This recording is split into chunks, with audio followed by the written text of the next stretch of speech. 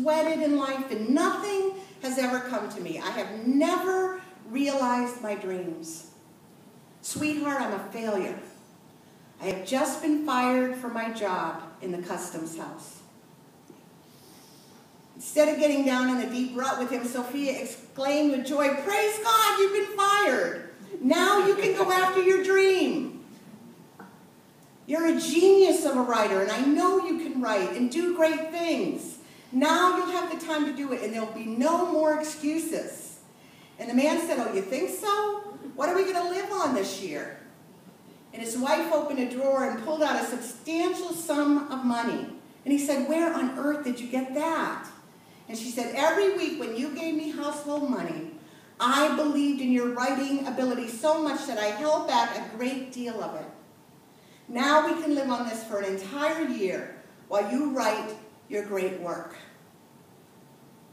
So from her trust and confidence came one of the greatest novels of American literature, The Scarlet Letter. The man was Nathaniel Hawthorne. Had he followed his own doubting, human, limited mind, he would have lived in his excuses. And we would have lived without his talent. God manifested through him. We would have lived without one of the greatest books in American literature. What do we do when we live in our excuses? What do we keep other people from experiencing? What are we keeping from happening by keeping UCCM small? We're keeping it from reaching perhaps hundreds and thousands of people who can be awakened with the truth. Think of what it's meant in your life. You might be saying, "Well, BJ, that's well and good, but where is our Sophia? Where's the money tucked away for us in the drawer of UCCM? How are we going to realize our dream?" Got time for one more story? Yes. You might go like this. I know I put you to sleep. Okay? I want to share with you a story about Virginia Satir. She did an experiment with a group of people living on welfare down in the South. And she wanted to bring people from different racial groups together as a group. And when she brought them together, the very first thing she did was she walked around the room and she shook everybody's hand. And then she stood up and she said, "Now tell me your dreams." There was absolute silence. They looked at her like, "What, are you out of your mind?" "Dreams? We don't have any dreams," they said. "We're just trying to make it from day to day." Right? Being of the world. Virginia said, "Well, what happened? When you were in school, didn't you have dreams?" "Oh, yes," they said. "We lost those a long time ago. Reality and life hit us." One woman said, "I don't have time for dreams. I'm just trying to keep the rats from eating my children." And Virginia said, "Oh, that's terrible. No, of course. You are very much involved with the rats and your kids. How can that be helped?" And they brainstormed around the group, and the woman said, "If I had a new screen for my screen door, that would keep the rats out." And Virginia asked, "Is there anyone in the group who knows anything about that?" And one man said, "I used to be handy, but I have a terrible back now. And I'm not sure I can do that type of thing. But in talking with the group, he said, I'll try." And he was given a little bit of money, and he went out and he bought the screen and repaired the screen door. And the next week when they came back, the woman said, "My door is fixed." And Virginia asked the man who fixed the door, "How do you feel?" And he said, "Well, it's a funny thing. I feel better now." And then the entire group got on fire. And one woman said, "I wish I could be a secretary, but I have no way. I have 6 kids. And I have to stay home with them. If I could only go to school, but who will take care of my kids?" And the group brainstormed again. And they realized there was another woman in the group with children who was willing to watch her children 2 days a week so she could go to community college. Well, within 12 months, everyone in that group had a job.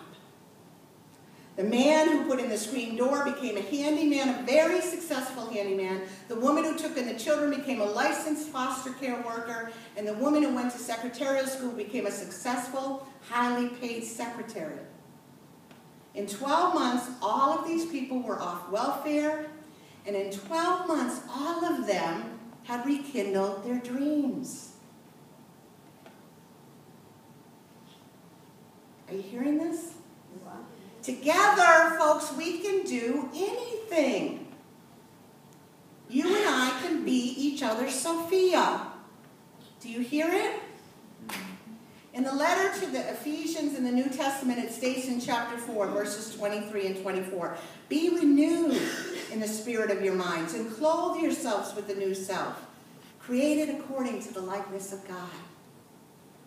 We are the sons and the daughters of the Most High. There's nothing impossible to us. Friends, what God can do through us and in us and as us is amazing. Let's give our dreams to God, and also all the excuses of why we haven't done it so far and why we can't do it. And God will renew us and empower us. Here's what I'm going to ask you to do this week. I ask you to take a piece of paper. Just take the notes in your brain right now. I know you can remember this. If you can't, ask me afterwards. Take a piece of paper, and at the top of the page, I want you to write a dream for UCCM. Carmen, it might be about the Spanish ministry. Rachel, about the music program. Arlene, about the educational program. Natalie, about the children's program. You know, you shout it out, whatever it is. I want to have yoga classes here. I want to do this. I want to do, what is your dream for UCCM? Write it down at the top of that paper. Make it a dream personal to yourself, something that you want to see for this spiritual community. Something that involves you on a personal level. Then I want you to put a line down the center of the page. Boom. Okay? And on one side of the list, you're going to write, why we can't do this. And on the other side of the page, put how we can do this. So why we can't do this, how we can do this. And just go, right? Put all your reasons. Now this next step is very, very important. Over on the why we can't do this side, I want you to put a big red X, just like Jerry Seinfeld did, for another reason. Because that side, folks, has no real value. It's simply excuses. It's the doubting human mind. It's not the truth. It has no lasting power. And on the how we can side, begin to dream big. God ideas, divine ideas. Now some ideas that you have may seem strange, or you're going to think, oh, this will never work. But keep in mind that God gives you the idea. It's not from your human mind, folks. It's from the Christ mind. That's why it feels so foreign to you. It's like, what?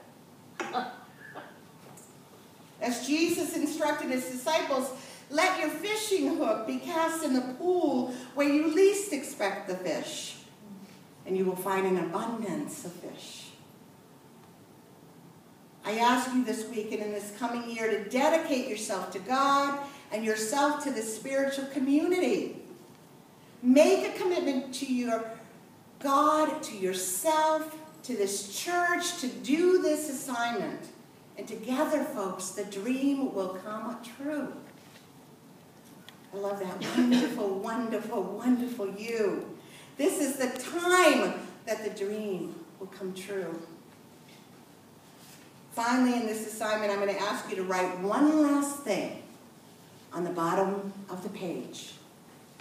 Here's what I want you to write down on the bottom of the page. If not me, who? If not now, when? So let us stand and join together in singing the song, I Am. I Am. It's on an insert in your bulletins. This is